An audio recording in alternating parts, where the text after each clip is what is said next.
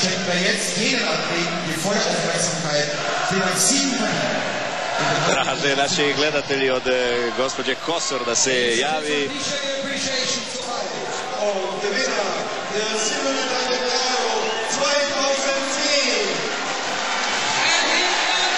Drugo mjesto, srebro Evropskog prvenstva 2009. odnosno 10. Hrvatska. Ivano Balić na čelu naše kolone, a u pozadini ostatak reprezentacije i Lino Červar dolazi ipak iza kapetana Igora Vorija. Naklonimo se još jednom svojim sportskim junacima, a to je nova srebrna medalja, drugi put za redom na evropskim prvenstvima. 8. finale Hrvatske u povijesti, ostaju nam one 3 zlatne medalje, 2 put s olimpijskih igara, srebro iz Portugala, 4 puta smo gubili finale na Islandu, Tunisu, Hrvatskoj, u Norveškoj i sada 5. puta evo ovdje u Austriji, ali nemojmo biti neskromni. Imamo najmlađu reprezentaciju evropskog prvenstva, pred njima je budućnost, za godinu ili 2 dana bit će na razini, ako ne i boljoj nego što je Francuska danas. U svakom slučaju, to je bitan taj kontinuitet. Za zlato vam se mora uvijek sve poklopiti da bude to, ali čim se ti među zadnja 4, to je jedan strahoviti kontinuitet i ovo srebro je preko očekivanja što je iko očekivao od naših da će nešto se dogoditi. I svaka im čast. Jednog po jednog predstavljaju ovdje službeni spikeri. Možemo i mi spomenuti kompletnu našu reprezentaciju, predvođenu dakle Ivanom Balićem na početku, pa Duvnjak, Zrnić, Kopljar, Vori, Gojur, Čarapina, Vuković, Matajija, Bičanić, Buntić, Alilović, Štrlek, Čupić, Musa i ostali su još oni koji nisu dobili priliku igrati ovdje, mladi Marino Marić i Marin Šego, ali vjerujem da će u budućnosti biti prostora i mogućnosti i za njih. 9. medalja Hrvatske sa velikih natjecanja, nakon 2 olimpijska zlata, nakon 1 svjetskog zlata, 3 svjetska srebra. Ovo je drugo europsko srebro i imamo još evropsku broncu iz 1994. godine.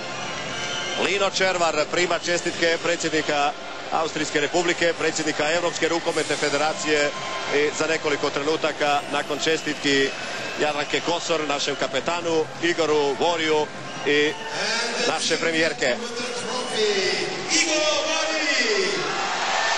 Evo osmijeha na licima, trebalo je naravno malo vremena i da se saberu, da malo uzmu zraka. Biće to lijepa, velika proslava još jednog sjajnog ostvarenja hrvatskog rukometa.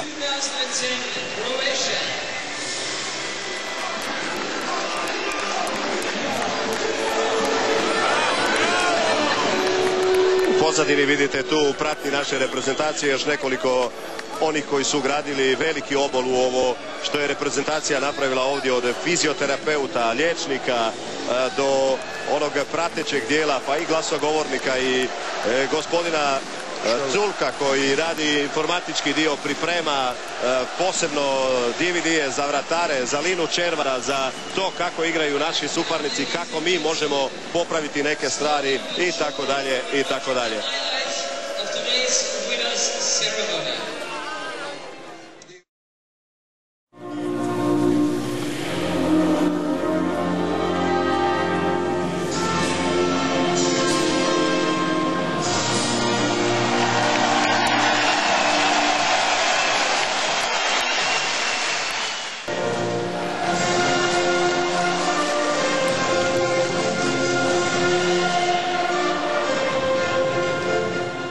Ne dopustiti Francuzima da se razigraju kao što su to napravili jučer protiv Islanda i u 10 minuta razbili tu momčad. Štrlek je pokušao sa crte, obranio je Omejer.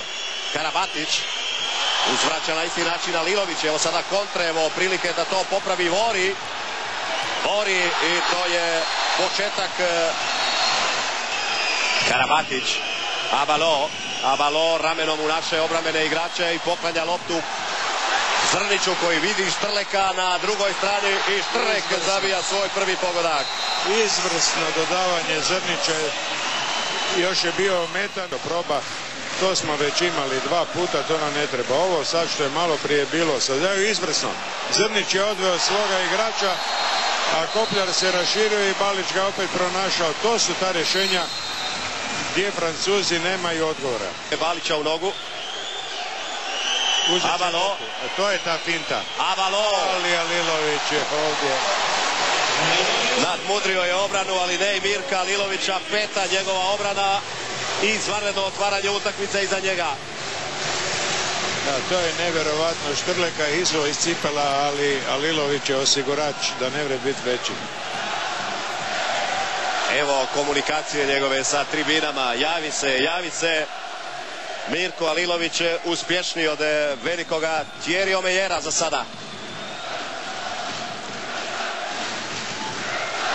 Sada Zrnić prolazi iz druge strane na crtu. Balić, Duvnjak i Duvnjak. To je njegova pozicija, to je njegova varka, to je njegov prvi pogodak u finalu.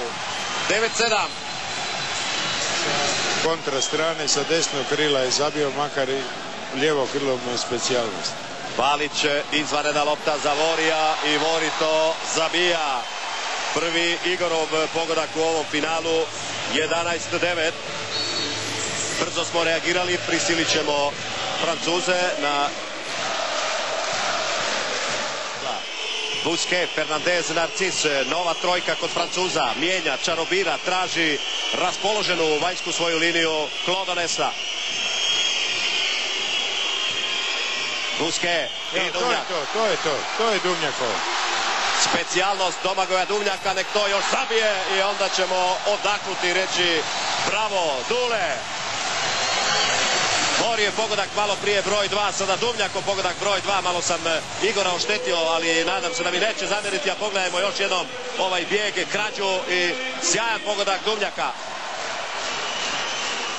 Vraća se Karabatić, kompletna Francuska. Sad im je to najjača postava. Kad igraju 3 dešnjaka, jer oni su dosta dobro igrani i sad treba malo pripaziti. Karabatić. Da, to je to. Valčić i blokirao je to Avalo. 40 sekundi još Francuzi s čovjekom manje. Valčić i mogao je suditi prekršaj u napadu. Ukrao je loptu sada Karabatić. To se inače sudi, jer nema takvog udaranja. Ode Avalo, to je čovjek koji letio, mogao bi biti od letici u skoku dalje.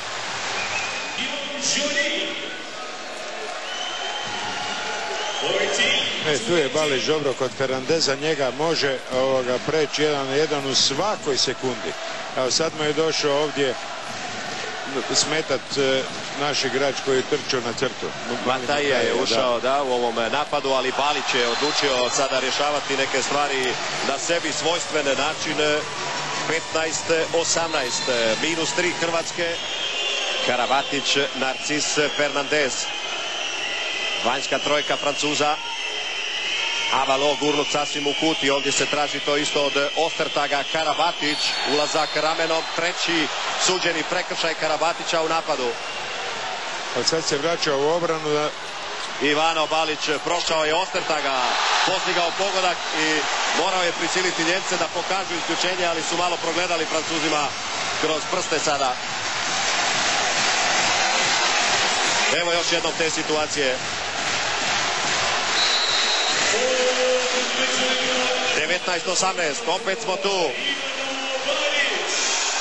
Ilović je na vratima, izašao je Balić. Vuković prekršajem, Vuković i uspio je zabiti. Musa na crti, Lacković, 4 sekunde, Lacković blokirao je to, Guillaume Gilles i gotovo je. Francuska je novi prvak Evrope.